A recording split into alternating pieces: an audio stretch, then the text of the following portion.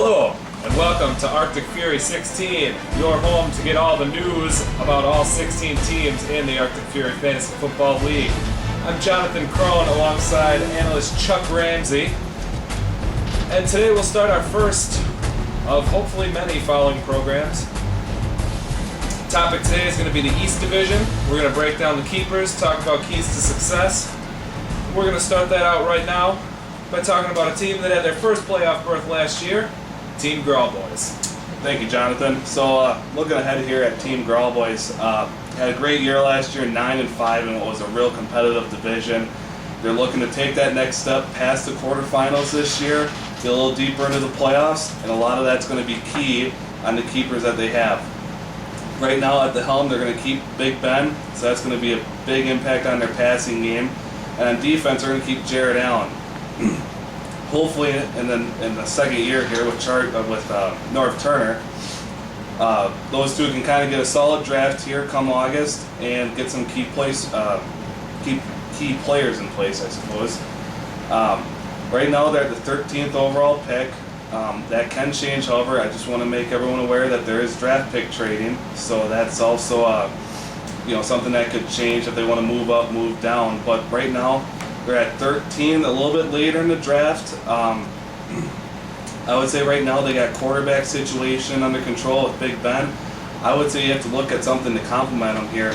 Maybe you go with the Darren McFadden, a Trent Richardson if they're around at 13. Maybe they go with a wide receiver like maybe a Mike Wallace if he's available, something with good value there to complement Big Ben. So. Well, Chuck, I guess my question to that is, Grawl Boys has been steady improving over the last 2 years. Missed the playoffs in the first year and made the playoffs in last year, and he's in a real tough division, at least was for the last 2 years, a real competitive, close race there. I guess, in your opinion,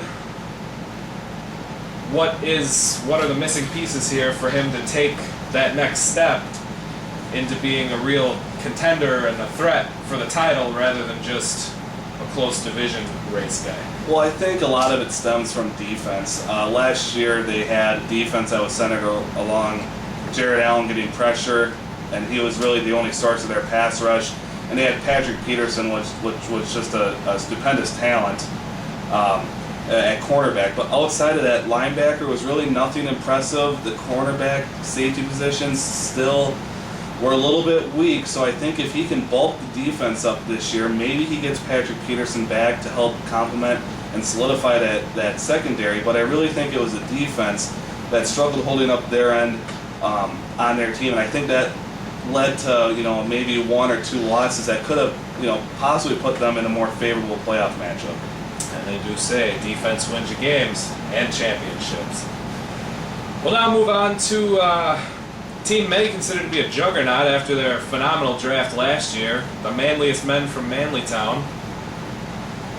He missed playoffs the last 2 years, had to be a huge disappointment to Mr. Christofferson. After having such a great draft coming out of there with so many great players. Yeah, they even brought in Jim Harbaugh from the 49ers to, try to really change the culture of the team. They went from a 6-8 record in 2010 to 7-7 in 2011. Really was not as much of an improvement as they were looking for. But you went through their draft. They had Rodgers, they drafted Haloti Ngata, they had. Eventually they picked up Pierre-Paul. They had Tuck to start with. You looked at a bunch of positions on their roster, and you thought, wow, this team, definitely has a chance at getting to that high 10-win mark, maybe even past that. But real inconsistency from the wide receiver position sort of limited them. And running back also was a little bit of a weakness at times. So I think defensively, they're still going to be strong. They have Pierre-Paul coming back. Obviously, when you have Aaron Rodgers leading that offense, you're always going to have a chance to win. And I think a second year here with Jim Harbaugh, he runs a strong, efficient team. I like them going into this season. If they can get a good offensive weapon mix between wide receiver and tight end, I think that puts them over the top, because I think historically Christofferson's a very good defensive player drafter. So as long as the offensive end holds up, I think he's going to be taking the next step, and that will have a winning season, get past 500 this year. He's got the 8th overall pick. He's right in the middle. He can find some good value. He could take a risk on a running back mid-round. I know there's a little bit of a talent gap between top-tier running backs like Foster and McCoy to running backs that are questionable, such as Matt Forte or Adrian Peterson. So he could take a risk there, or else he could take wide receiver in that pick. Or he could trade it too. He could try to trade down into the second round, gather up some picks, and really bolster his team that way. So it's going to be very interesting to see how it plays out. And obviously he does have that advantage being the 8th overall pick with the snake draft format. Exactly. He'll be picking in the same spot every round. You can kind of formulate a draft strategy around that. Yeah. Now we'll move on to the second place overall last year, the back pocket. He made a consistent improvement, year one and year two, made it all the way to the finals last year. Made a lot of trades to better the team. Do you think that may have been the downfall? Overall, I think when we look back at the draft last year, it was a real questionable draft. There was a lot of questions at the quarterback position. Would Joe Flacco really pan out? The sleeper pick of Jaquil Jackson, would that pan out? And I think it was a lot of mixed results.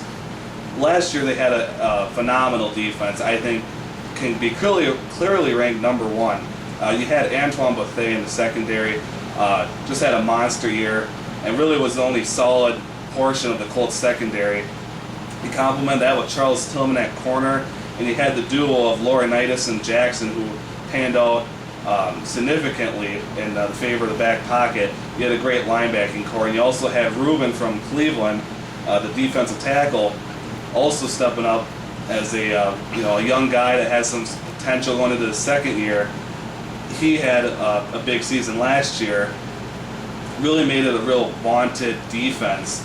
Obviously, offense was a question. They had Sanchez, they had Flacco, so there's it was sort of a quarterback by committee, but they did have a solid, running back core headed up by Maurice Jones-Drew, and they had Sean Green and Darren Sproles throughout the season.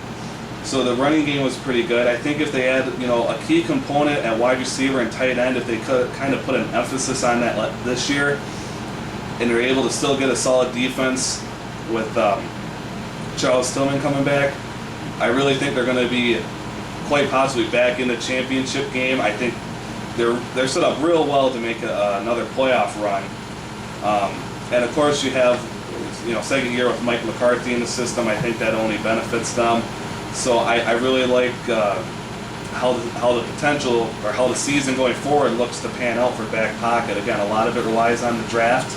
They had the 14th overall pick. It's a high pick, but it's going to be a high second round as well. So I think if he maybe goes wide receiver, to start his draft, and maybe holds off on a quarterback a little bit, you're going to have a very good foundation with Jones-Drew at running back and a couple wide receivers that are going to get you consistent points week in, week out.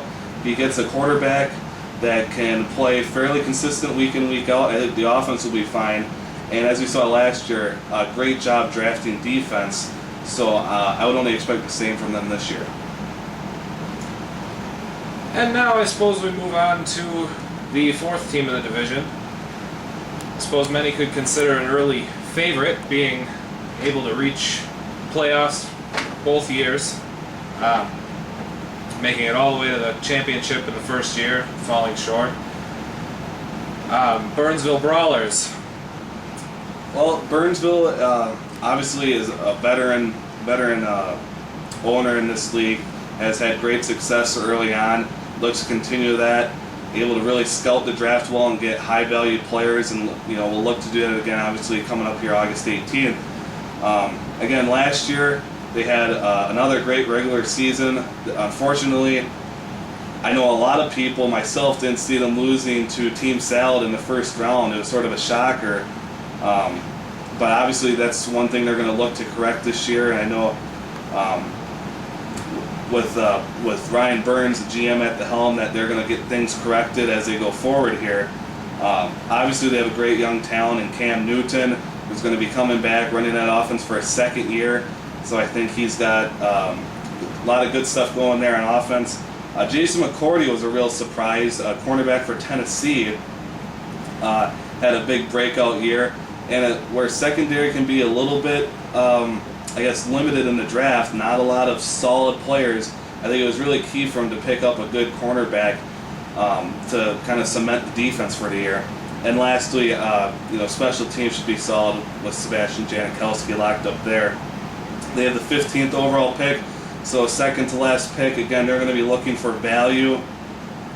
Obviously, I don't see them going defense in the first round. I think they hold off there, but something to complement Cam Newton. Maybe you take a more high-risk pick, seeing as you're at the back end of the first round, and you got another pick coming up pretty early in the second. Maybe they take a connection like a Steve Smith in the first round, and maybe he returns to Burnsville as well. But I think Burnsville had a good wide receiving core this year. I know they like to have a good receiving core, and I think they might build off that again this year. So you're saying that receiving core would be the key for Burnsville to make it back into the big game? Yeah, I already think, headed by the young quarterback, shows a lot of potential.